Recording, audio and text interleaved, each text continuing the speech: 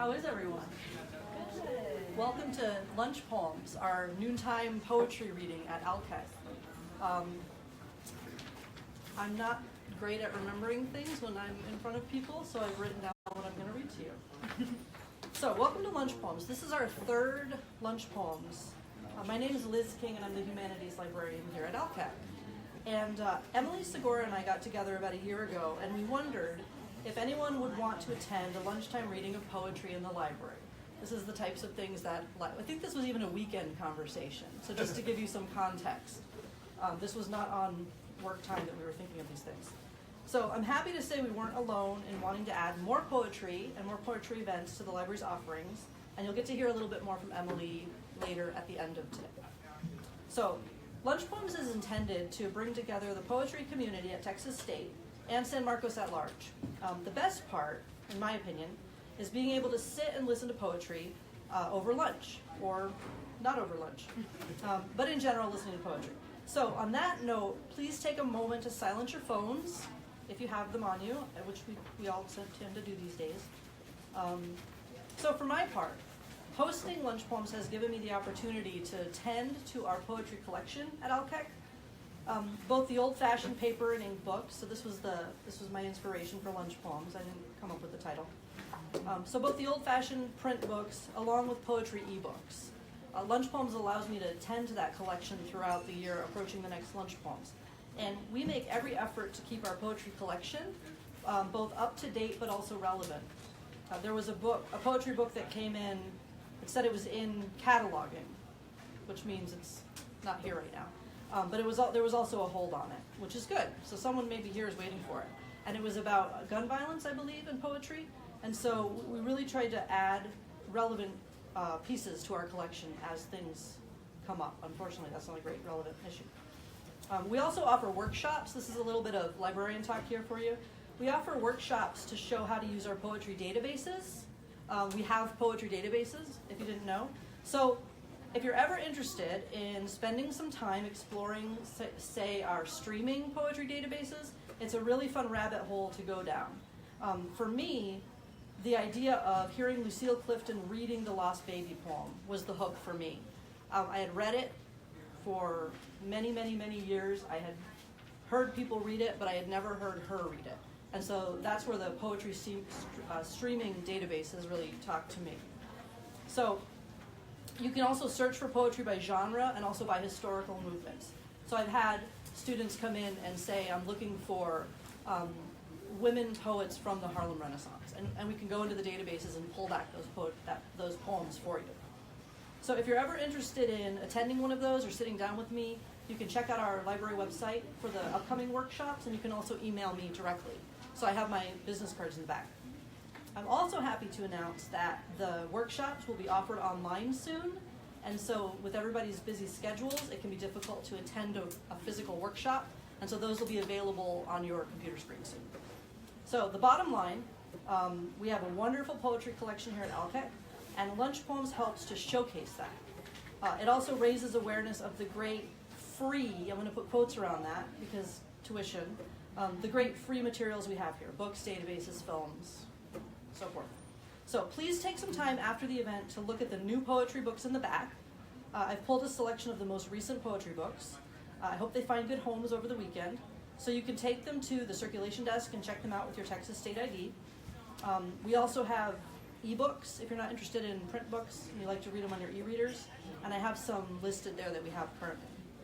So you may not know this, but librarians like it when books travel and leave the library and spend some time on your nightstands. Does anyone else have a stack of books next to their bed, 10 or more?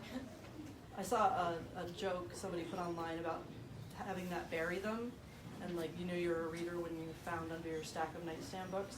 These are light, so it all comes around.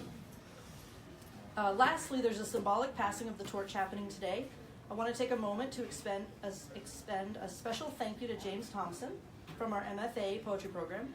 He agreed to partner with Emily and I when we didn't even know what we wanted to do. That's pretty brave. You haven't met me and Emily together. So James's Lunch Poems terms is coming to an end. He didn't ask us, but he told us. So we're happy to announce that our partnership with the MFA program is continuing in the trusted hands of Wade Martin. We couldn't do this without his involvement, without the MFA Poetry Program's involvement, and we appreciate this opportunity to give you a stage to read poetry to us. So enjoy the poetry, and before we begin, here's Wade Martin, introduction to Wade, to say a few words before we begin.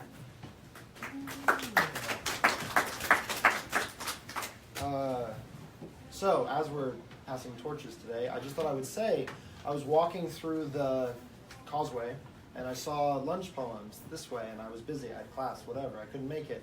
Ran into James the day after that, and was like, hey, what is this? How do I get involved? What's the thing? What can I do? How can I help? Because it seemed like a good idea. So, we talked, emails were sent, I met Liz, that's how it happened. So if you want to be involved in anything poetry related on campus, that's how it happens. Just say, hello, I'm here, can I do something? That's it, simple. As Liz mentioned, this is a book written by Frank O'Hara, Lunch Poems. There is also the Lunch Poems series at UC Berkeley, which has been going on for quite some time now and is very chic and very good. And you can see Rita Dove, they just had her out there reading an ode to librarians. Check it out, it's great. But in homage to Frank O'Hara, I think it is appropriate before we kick these things off to read a Frank O'Hara poem so you have a feel for like what Lunch Poems is about, slash Frank O'Hara, slash what this gathering is meant to sort of encompass. So, ironically, the poem I'm about to read is not in this book, but it's really good, I promise. So, it's called Why I Am Not a Painter by Frank O'Hara. I am not a painter, I am a poet. Why? I think I would rather be a painter, but I am not. Well, for instance, Mike Goldberg is starting a painting. I drop in. Sit down and have a drink, he says. I drink, we drink, I look up. You have sardines in it. Yes, it needed something there. Oh. I go and the days go by and I drop in again. The painting is going on and I go and the days go by. I drop in. The painting is finished. Where's sardines? All that's left is just letters. It was too much, Mike says. But me, one day, I'm thinking of a color, orange. I write a line about orange. Pretty soon it is a whole page of words, not lines. Then another page. There should be so much more, not of orange, of words, of how terrible orange is and life. Days go by. It is even in prose. I'm a real poet. My poem is finished, and I haven't mentioned orange yet. It's 12 poems. I call it Oranges. And one day in a gallery, I see Mike's painting called Sardines.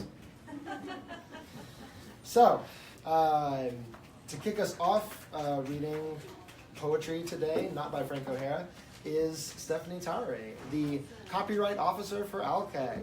Thank you. So I'm reading a poem today in honor of Fair Use Week, which is this week. And fair use is a copyright doctrine that allows us to read here from other people's poems without their permission. So, and to also film it live, or are we live streaming? Yeah, we are. Yeah, the fair use. At least that's what we're going to rely on. So I have some brochures and things on that table. This is a poem written by my husband, probably around 2003. And if you come up to my office on the third floor, 350D, to talk about copyright, you can look in the window and you can see my husband as a clown and his sidekick, Spicky the Clown, through the window. And this poem is called Ode to Spicky. I once had a best friend, my partner to the end of time, a brown clown who knew how to get down. If I was the voice, he was the sound, always around to watch my back while I watched his, even though his was always sweaty and sometimes smelled like whiz. What the fuck, clown? You went and left town, gone to a land of ports, a port land of sugar-coated coffee snacks, crack addicts under every bridge, star chart readings on every fridge, to see what herbal tea you need, what type of tofu you would like, with that double half-calf skinny iced latte, mocha caramel grande, snicker nut doodler in a tall cup. Hey pup in the land of ports, do the clowns there wear flannel? Portland grunge hair clowns who all play in bands, who have stripper girlfriends to take them to garage wonderlands where Marshall amps form the center ring and the big top has a genie garage door opener made of diamonds and string. Oh, Spicky, what made you go? Were the needles there sharper, the sluts slipperier, the pussy pine scented? Was it the memory of a broken heart, your little clown blood pumper torn apart? Mine still hurts from the last bitch that kicked it in. That hateful player hater came straight from the land of the heart-stomping devil bitches. I still pinch one in my britches when I think of that emasculating harpy, that stinky snatch slattern who pooped my party and gave me an emotional kick to the nuts. I feel your pain, bro. Man, fuck them sluts. My heart still bears the scars, but it got better over time. After an ocean of tears and 104,321 beers. But I hears you already be getting over the hurt and hitting the strange, getting some pussy somewhere north by northwest, running your clowny chin stubble across some new breasts, farting under some new sheets, which beats the fuck out of killing them kittens, though at least when you fap your way to freedom, you don't have to buy your hand dinner. Hey, speaking of dinner, you look a lot thinner. Hey, fucker, are you trying to point out my fatness by looking so svelte? While I look like Teddy Roosevelt in a little sock hat, fat like a bloated dead person in the sun, who maybe had one too many wafer-thin mints. That's it then, bitch. I'm going on a diet. We'll see who stays fatty, fat, and who gets skinny, skinny. Who's tubby, tub, and who's thinny, thinny. No more cuddles, the tubby, fat butterbean, all sparkly and roly-poly, the jolly drunk clown that shakes like a bowl full of jelly when he falls off the stage on his fat belly, a belly that smells like smelly belly jelly.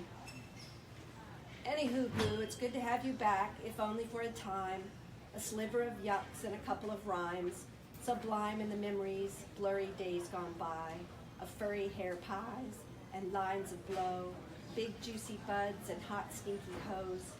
You remember those days, don't you? I can't, so they must have been extra fun.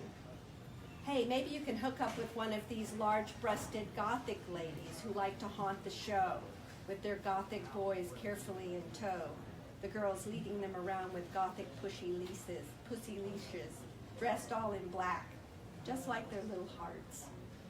Well, anyway, Speaky, it's nice you are here, so smoke a joint or drink a beer, and chill the chill that only a true clown can chill, and know that wherever you might go, we will love you still.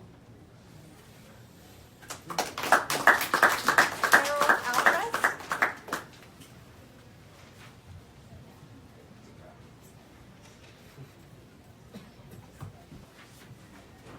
Hello, good afternoon. My name is Carol. And I'm going to read some, just a few poems from Rupi Kaur's Milk and Honey. To the reader. Stay strong through your pain.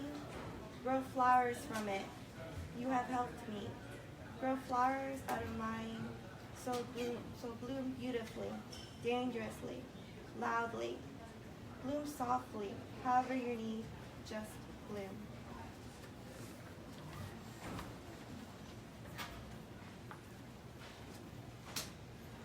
I want to apologize to all the women I have called pretty. Before I've called them intelligent or brave. I am sorry I made it sound as though something as simple as what you've born with is the most you have to be proud of when your spirit has crushed mountains. From now on, I will say things like, you're resilient and you're extraordinary. Not because I don't think you're pretty, but because you are so much more than that.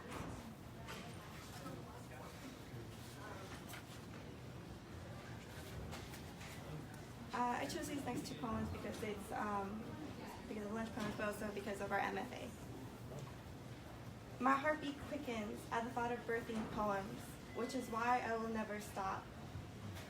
Opening myself up to conceive them, the love-making to the words is so erotic. I am either in love or in lust with the writing or both. And this is what she writes to all young poets. Your art is not about how many people like your work. Your art is about if your heart likes your work, if your soul likes your work. It's about how honest you are with yourself, and you must never trade honesty for relatability. Thank you.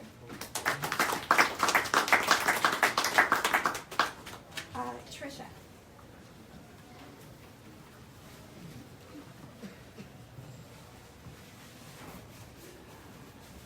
Hi, I'm Tricia Boucher. I'm the user experience librarian here at Alkek, and I'm going to try to explain what that is.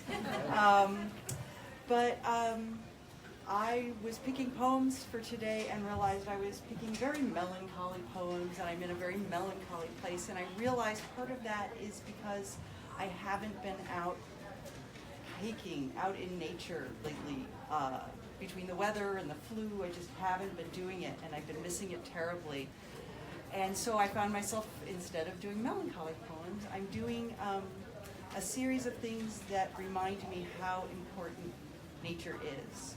And the first is an excerpt by something written by René Dumas. You cannot stay on the summit forever. You have to come down again. So why bother in the first place? Just this.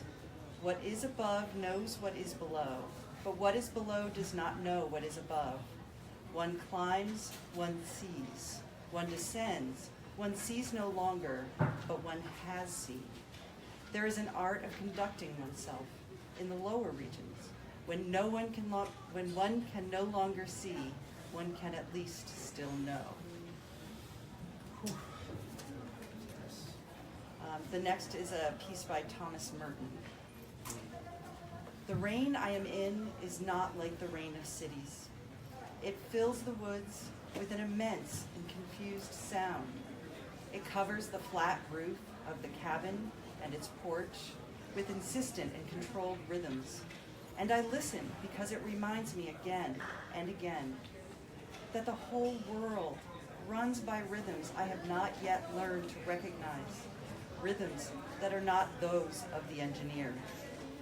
I came up here last night. The rain surrounded the cabin with its virginal myth, a whole world of meaning, of secrecy, of rumor. Think of it, judging nobody, drenching the thick mulch of dead leaves, soaking the trees, filling the gullies and crannies of the woods with water, washing out the places where men have stripped the hillside.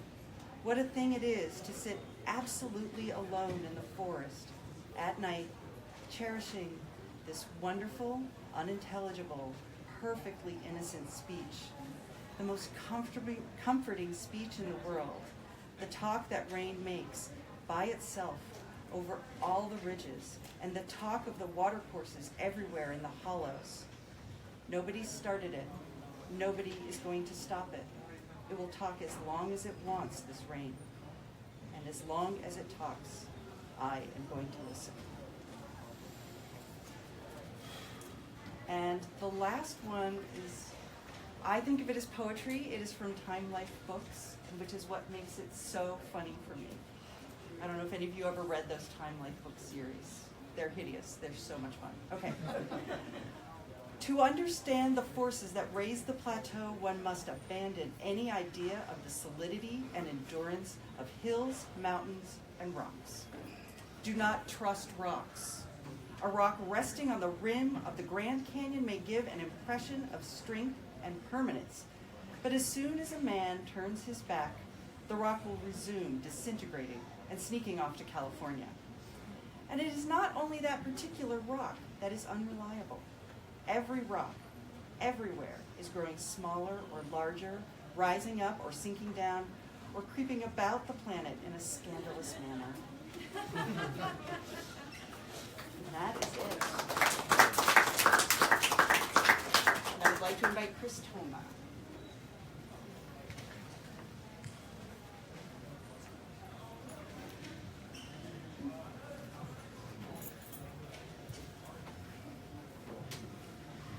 I'd like to read you a couple of poems by Rilke. I think he wrote in German, and these are translated, but they're still quite beautiful. And I'm reading two, one on cats and one on birds, just to give you a nice juxtaposition. Black cat. A ghost, though invisible, still is like a place your sight can knock on, echoing. But here, within this thick black pelt, your strongest gaze will be absorbed and utterly disappear. Just as a raving madman, when nothing else can ease him, charges into his dark night howling, pounds on the padded wall, and feels the rage being taken in and pacified. She seems to hide all looks that have ever fallen into her, so that, like an audience, she can look them over, menacing and sullen, and curl to sleep with them, but all at once. As if awakened, she turns her face to yours, and with a shock, you see yourself, tiny, inside the golden amber of her eyeballs, suspended like a prehistoric fly.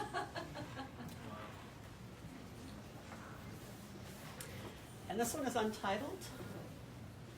What birds plunge through is not the intimate space in which you see all forms intensified. Out in the open, you would be denied yourself, would disappear into that vastness. Space reaches from us and construes the world. To know a tree and its true element, throw inner space around it from that pure abundance in you. Surround it with restraint. It has no limits. Not till it is held in your renouncing is it truly there.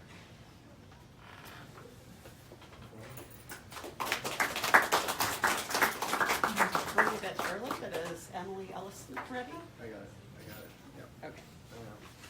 So, this is a new thing. I'm introducing the MFA readers. MFA stands for Masters of Fine Arts. There's a creative writing program. You can do fiction, you can do poetry. We're working on creative nonfiction. We're not there yet. Anyways, if you're, who goes to school here? Yeah, okay, good. If you don't go to school here, maybe you should think about it. If you go to school here, maybe you should think about getting a master's. If you're thinking about getting a master's, we have a Masters of Fine Arts in Creative Writing, fiction or poetry. So, these are all poets, except for one of them. I'm not going to tell you which one. Try to pick the fiction writer out of the next 5 readers. Okay, it's a game. So, our next MFA reader. Oh, I just wanted to say real quick. I got the bios for the MFA readers because I asked them to be here and I know them. Next year, we'll do it better. We'll get everybody's bios, I promise. Katie Kistler is in her first year of the Masters of Fine Arts in Poetry at Texas State, just like Emily. This is her first time being asked to read her work in public. Yeah! She began writing seriously to fulfill the once enthusiastic artistic wish of her father to be a professional photographer. And she is currently working on a series of poems honoring the conversations they've shared throughout her life. So welcome her up. Okay, I just have to warn you, I'm not going to be quite as good of a reader as Emily, but I'm going to try. Okay, so Wade said it was classy to start out with a poem that was by a famous poet, and I figured I probably don't qualify as that yet, because it's my first time reading in public. So I, like Trish, I think, have been kind of looking over the last few months for really positive and encouraging poems, and this one kind of stuck with me. You've probably heard it. It's The Poet Compares Human Nature to the Ocean from Which We Came by Mary Oliver. The sea can do craziness, it can do smooth, it can lie down like silk breathing, or toss havoc shoreward. It can give gifts and withhold all. It can rise, ebb, froth, like an incoming frenzy of fountains, or it can sweet talk entirely, as I can too, and so, no doubt, can you and you. So, now into my poems. I am working on a series about conversations with my dad, but literally that's all I've been like going over and revising over the past few weeks. So I'm gonna start with one that I think I wrote in like November or December that I like found when I was picking poems to read today, and I was like, oh, I like that one kind of. So this is tentatively titled Spoiled. My mouth is a portal for that which my father has allowed me to say. My mother, the product of her father and her brothers, like orange juice, squeezed from rinds, pulp, swishy slivers of skin, watered down, sugar-seized product of 1,000 invisible labors. My neck, the palm-fitted roundness, sized seamlessly in clawed-shaped hands of men I encounter, fingerprint contours trace a path on my body. Those bruises walk around on me, beg me to ask where they're going, where they could be leading me, as if I'm apt to know. So that's that one. And then these are all poems from the series. They're all fairly short, so I'll be out of your hair pretty quickly. This is the first one that I wrote that Naomi Nye told me. She was like, you should make a series out of that. So I feel like if I ever read these, I need to read this one because I know it's like kind of decent. So this is one way to spend the 4th of July. My dad took me to the beaches of Normandy the summer I was 14. He told me our troops stormed, not unlike the clouds that day. He led me to the leftover German barracks. Our ancestors, though, were waiting on this side. I slid myself into the dirt hole, looked out onto gray sand, water, sky. This next one is called Language Lessons. He taught our dog to sit, but only when we'd say it in German. So on walks in the neighborhood, he could yell, "Sit, Hund." He'd do so as local kids came up to pet the dog on their way home from school. We'd watch their faces turn from amazement to fear. He'd laugh about it the whole way home. This last one's a little happier because, like, I feel like I need to mention me and my dad, like, we're really close. Like, we get along. But I feel like I only remember, like, the crappy stuff he said throughout my life. So this one's, like, happier. It's kind of sad, but it's happy-ish. This is called, also very tentatively, Does This Count as a Teachable Moment? In the years I've spent observing his every move like a little satellite, I've only seen my father cry once, surrounded by 100 of the folks who watched him grow up so long ago, toasting the first 50 years his parents spent married. I was 13 and keen on being just like him.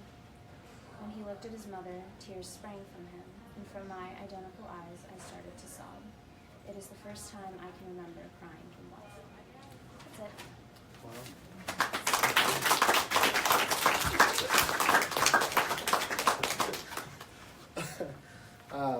No, that was great.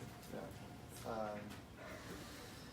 Dallas Klein, our next reader, is also in her first year of the Master's of Fine Arts Poetry program at Texas State. Listen, I just want to say, this isn't like an insider club. I could have picked for second years or third years or people who've already graduated from the program, but I wanted these people to read because it's been good so far, right? Yes, we all agree on that? Yeah, exactly. So, Dallas, in her first year here at the poetry program, this is her first read. I'm going to read this literally, and then you'll know what to do. This is her first reading, so she has no idea what she is doing. Ellipses, please clap. Dallas also collects vintage handbags, and the hobby is bordering on addiction. Let's bring her on up. Yeah. Thank you. So I am also going to start with a poem, Not By Me. It's a poem by poet laureate Billy Collins from The Art of Drowning. It's called Days. Each one is a gift, no doubt, mysteriously placed in your waking hand or set upon your forehead moments before you open your eyes. Today begins cold and bright, the ground heavy with snow and the thick masonry of ice, the sun glinting off the turrets of clouds. Through the calm eye of the window, everything is in its place. But so precariously, this day might be resting somehow on the one before it. All the days of the past stacked high like the impossible tower of dishes entertainers use to build on stage. No wonder you find yourself perched on the top of a tall ladder, hoping to add one more. Just another Wednesday, you whisper. Then holding your breath, place this cup on yesterday's saucer without the slightest click. Okay. So these next three poems are a part of a series. It is a comment on power dynamics, especially in difficult conversations, and how that can either produce silence or,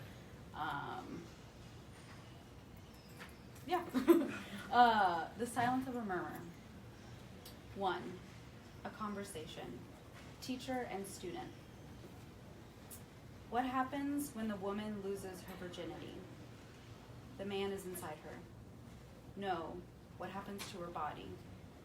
Her body becomes a cage, not a home for a bird, but a cell of her own.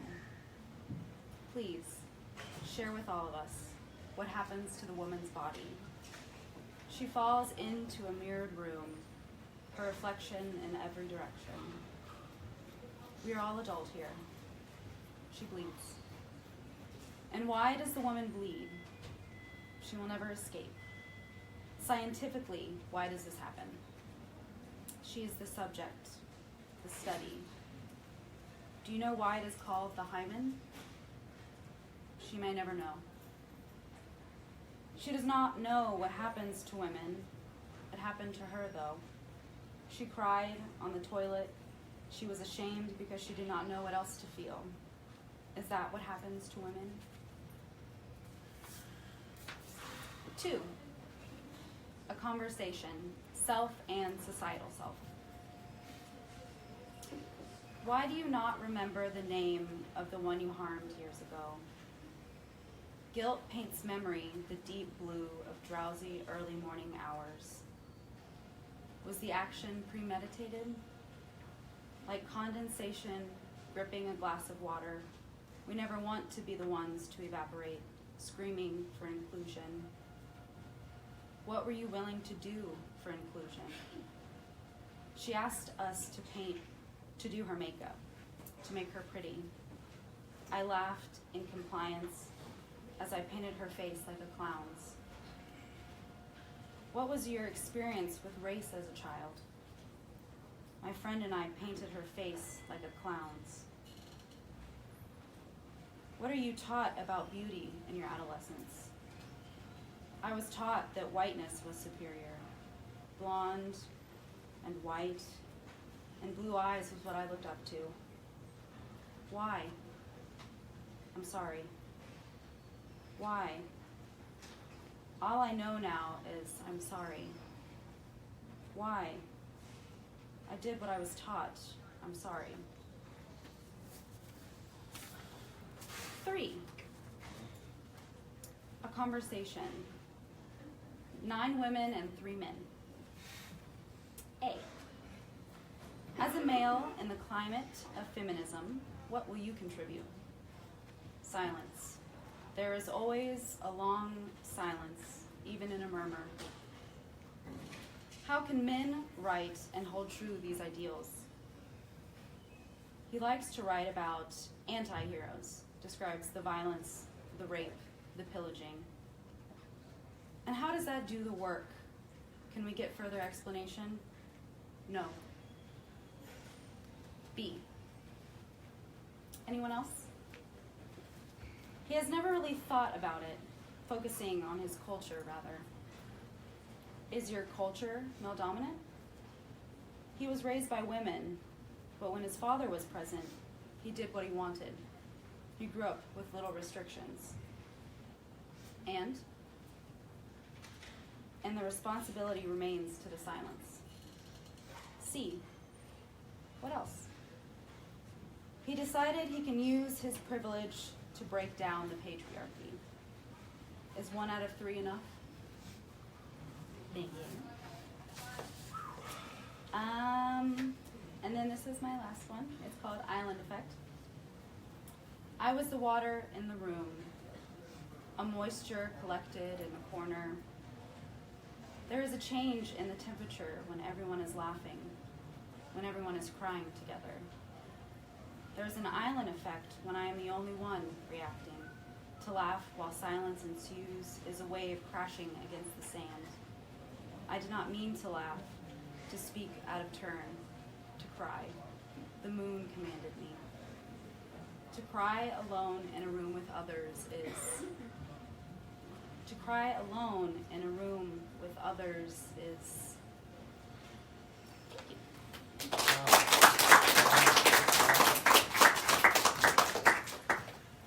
Whew, shivers, chills. Amazing. Our next reader, I'm going to say this in the bio, but our next reader came all the way from Beijing just to read poems here today. No, that's not true, but still. Rui Ma is the first-year MFA student in fiction track at Texas State. Before she came here, she used to be an English teacher in Beijing for many years, and she also got a useless master's degree in economics. Though she had been told recently by a friend that she had no talent in poetry due to her straightforward, flat, naive style, which I don't agree with, she vowed to master this ancient art that should be part of her Chinese blood. This is her first reading, and she wants to read some poems she had written 8 years ago for her late grandparents.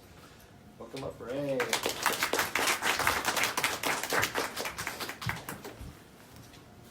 I'm glad you didn't bring your land track because this poem are a little bit sad. I really like them. I mean, poetry can really save people in their hardest time when there's poets and people. You know, there's someone who can understand you. So the first poem is by someone named Richard Lipinski. He wrote this poem for his son who passed away at 22. Okay, you are still here. At the finest level of my being, you are still with me. We still look at each other at that level beyond sight.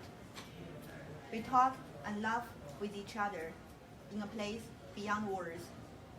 We still touch each other on a level beyond the touch. We share time together in a place where time stands still. We are still together on a level called love. But I cry along for you in a place called reality.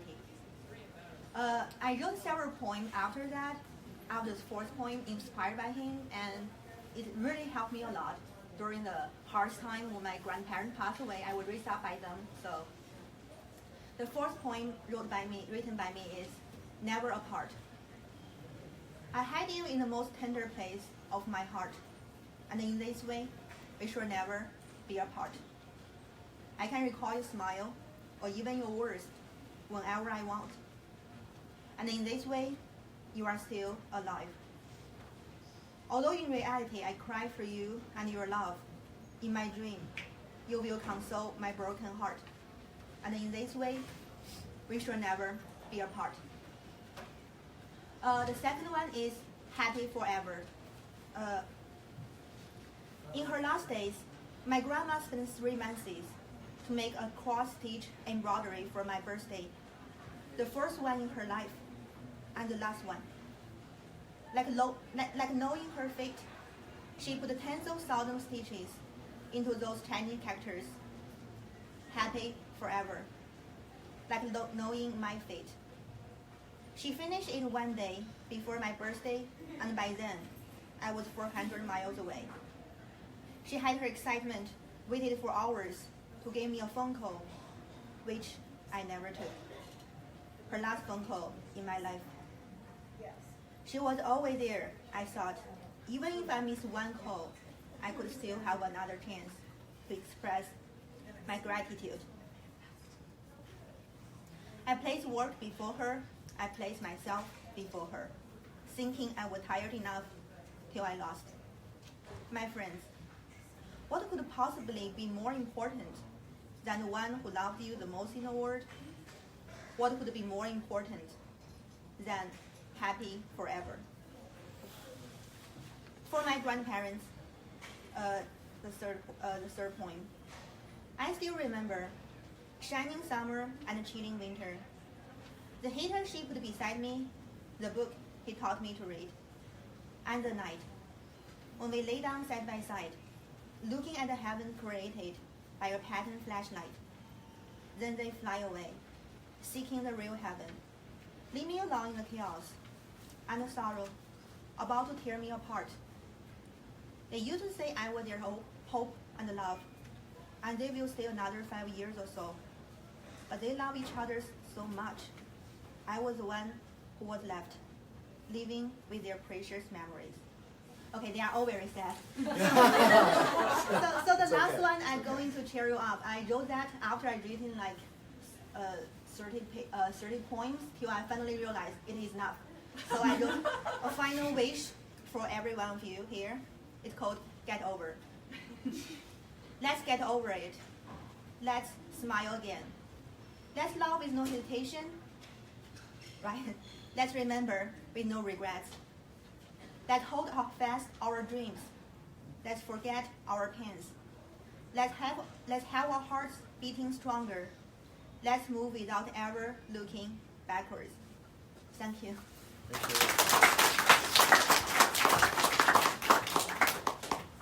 Whew. All right. It's the heavy hitters today. Our last MFA reader for the day will be James Thomson. Before I bring him up, we all owe him thanks for everything, every poem that we've heard today. If it wasn't for him, the MFA poetry wouldn't have teamed up with Liz, and librarians are great readers, don't get me wrong. You guys do great. But getting to hear new work freshly written about things that are happening right now contemporarily in the world, current events, grief, loss, the body, everything. This is why we have a creative writing program at Texas State. And that's why we have readings like this. And without James, this wouldn't have happened. So, James Thomson is a third-year MFA poetry student. He is currently not eating sugar because he wanted to see how truly sad he could get.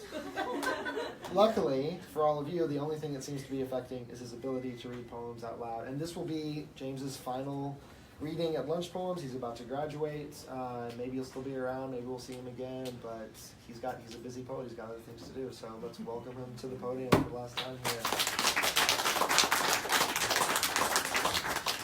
Thank you, Wade. Thank you, everyone. If I had my way, I'd listen to librarians read all day long. Yeah. Definitely don't need me, let's be honest.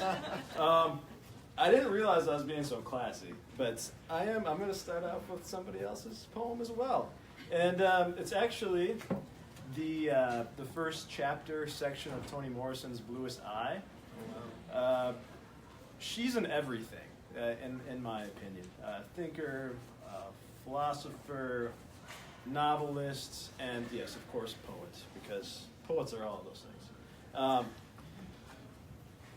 going to see if I can do it. It's a play on form. So it starts out with a lot of spaces and periods, and there becomes less and less as it goes through. And we'll see how it affects a good reading very well. We'll see how it affects this reading. So, Toni Morrison's The Bluest Eye, Chapter 1. Here is the house. It is green and white. It has a red door. It is very pretty. Here is the family. Mother, father. Dick and Jane live in the green and white house. They are very happy. See Jane. She has a red dress. She wants to play. Who will play with Jane? See the cat. It goes meow, meow.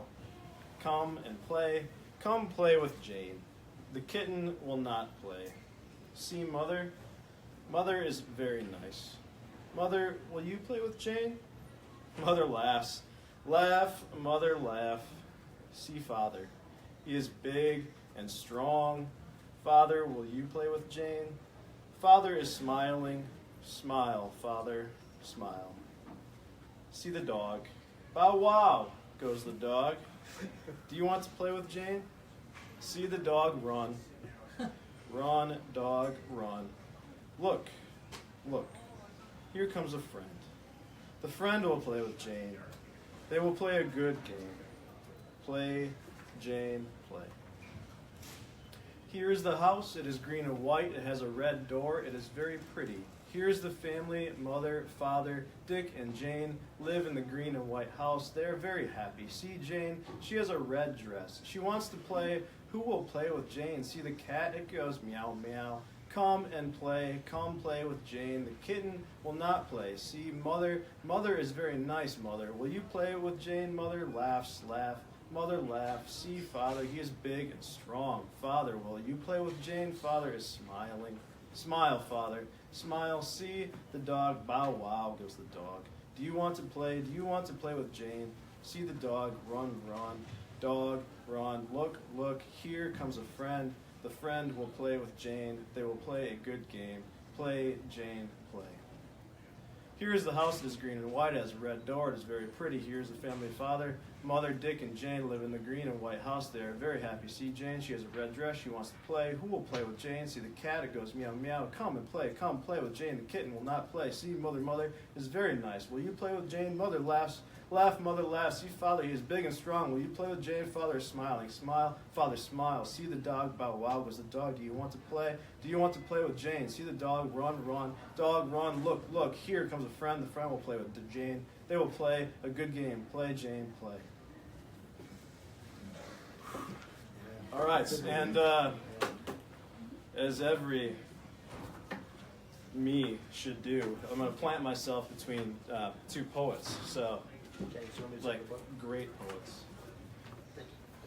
So now here's an original from myself. I really envy those poets that come to campus and they bring their book up and they're like, I don't know what I'm going to do. And then they just pick a poem, and I tried to do that, but I was way too anxious. So I planned this out. And it's a poem. It's called Four Separate Things Acting as One, which is how I feel very often in this life and in this skin. But it was really born out of an experience that my wife and I went to a bar, and it was this random bar in the hill country of Austin. And we were camping, and we just needed a place to eat. And it was the bar's closing night, and the things that happened to us in this bar in the span of 2 hours and the things that we saw were just amazing and rife for poetry. So that's how this poem became. Four separate things acting as one. 1. I have ceased to exist several times, like the firefly this night, going in and out of noticeability. The boat is going down. My hands have developed holes from cupping all this water. Nothing can get in your head unless you allow it. I wear a plastic bag with a zip tie tight around my Adam's apple. After tonight, the bar closed for good. The place was packed. Going out of business is good for business, our waitress said. When you join two pieces of wood to make them stronger, it's called sistering. So it too takes on the weight of its world. 2. I am not whole, but I am the place where two styles of backyard fences meet and stand happily differently. I have holes in my hands like the band of a wristwatch. Like the band of a lead singer, I feel less important than I am. The call of your morning's wake-up sounds like the action of rolling a cat's eye marble from the back of one's tongue to the back of one's teeth. It was the bar's closing night, and she was bent on shutting it down. Her tricep tattoo said Susanna, and her white t-shirt read, 419, give me a minute, bro. Her hair was salt and pepper, and I imagined her voice to be even grittier. The wood is treated, and I am only guessing at the complications of such a procedure. Each time I launder my bath towel, it becomes less and less of a rectangle. You guys have that problem? Yeah. Meaning symmetry takes on a whole new shape. There are 8 small holes in my hands where my calluses claimed to be. It is transparent. I am wearing thin. I have never worn a neck brace, but I wonder what it would do for my peripheral vision. It was the bar's last night in business. We overheard the owner say, "That corner light burnt out today. Guess I don't have to bother fixing it." However, later, he got up on a stool and changed the bulb out. The whole place clapped once more. The best part of the tree for making a wooden ladle is where the trunk and the branch come together. where the trunk and the branch decide to grow apart. 4. I tend to wade in the deep waters and forget how to swim and how to fish for fish that swim. The closer I get to a tiny hole, the more I can see out of it. My hands are no different. They are all opening up. Laying down upon flowers feels nothing like a bed. The bar was closing its doors after tonight. I accidentally sprayed beer all over the mirror above our booth. The manager came over, handed me a roll of paper towel, and said, "You got this." Most lumber comes from the mill as an approximation. Precision, they assume, comes later. Late or not at all. All right, and last poem I get to share with you today. I only thought it was fitting. This one goes out to Liz King. She really, let's be honest, has way more clout in this game than I have ever had. But she gives me so much credit, and I thank her for that, and I thank all of you for coming this time and those past times and those future times, of course. So this poem is by my favorite poet. His name is Larry Levis, out of The Darkening Trapeze, and this was actually published posthumously after he died of a heart attack. And the poem I want to read to you, Liz and I were having a conversation one time, and she couldn't think of this poem's name, but she said there is a line in it about a horse, and I had to pull over because it caught me off guard so much. And I hope that's what poetry, at least some poetry, does for everybody. And that this is, once I came across this poem, I was like, yep, that's the poem she was talking about. Absolutely, because it did the same to me. This poem's titled 12/31/1999, which, stroke of midnight before the year 2000, which is really cool to me because, of course, this was just found in notes and other poems of Larry Levis's, but the person that found it said that this poem was dated 11/9 of 1992. So that means he wrote this a little over 8 years prior to 12/31/1999, and I just think the foresight of the gravity of that moment is a cool thing to think about. So, Larry Levis, 12/31/1999. First architect of the jungle and author of Pastel Slums. Patron saint of rust, you have become too famous to be read. I let the book fall behind me until it becomes a book again. Cloth, thread, and infinite wood. Don't worry, don't worry. In the future, everyone, simply everyone, will be hung in effigy. The crepe paper in the high school gym will be black and pink and feathery. Rainbow trout and a dog's tongue in effigy. This, for example, was written in memory of, but of whom? Breck gasping for air in the street, Truman dancing alone with his daughter. There it is. Goodbye, little century. Goodbye, riderless black horse that trots from one side of the street to the other, trying to find its way out of the parade. Forgive me for saluting you, with a hand still cold, sweating, and resembling, as I hold it up, a heavy sleep fills it, the body of someone curled in sleep as the procession passes. Excuse me, but at the end of our complete belief, which is what you required of us, don't we deserve a good belly laugh?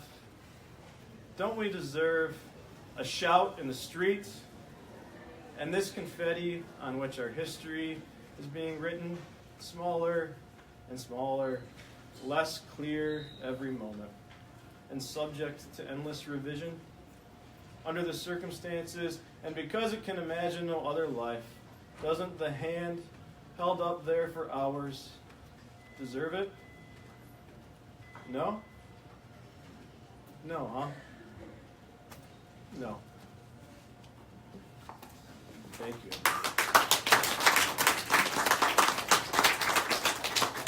And then sorry. Yes.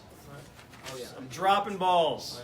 My fault. And so for closing remarks, Emily Segoria, who is the other main squeeze, if you will. Thank you, Emily.